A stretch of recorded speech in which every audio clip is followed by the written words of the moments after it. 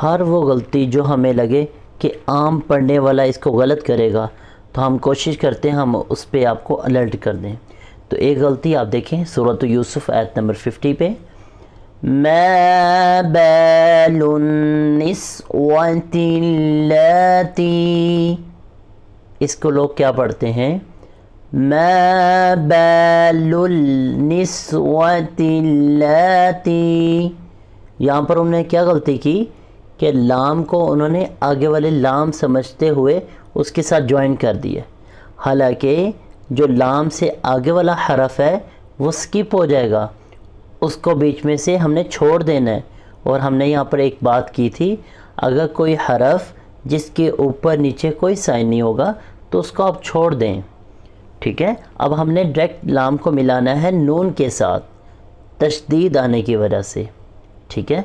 अब हम कैसे पढ़ेंगे, मा बालुन निस्वतिल्लाती, ठीक है। अब आपने इसमें बहुत एहतियात करनी है, इसको लाम को आगे जिस हरफ के ऊपर कोई साइन नहीं है उसके साथ नहीं मिलाना, बल्कि डायरेक्ट इसको हमने नून के साथ मिलाना है। इसमें आपने बड़ी एहतियात करनी है। अगर आप ये रूल याद रखेंगे तो कुरान पाक में अक्सर ये अल्फाज आ जाते हैं, तो फिर आप उस पर गलती ना करें।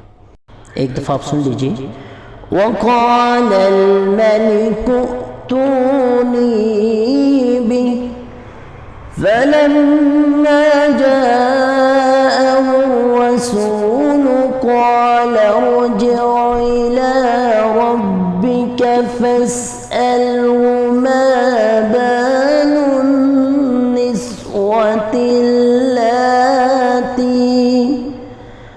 मा बालुन निस्वतिल्लाती क़त्तअन अयदियहुन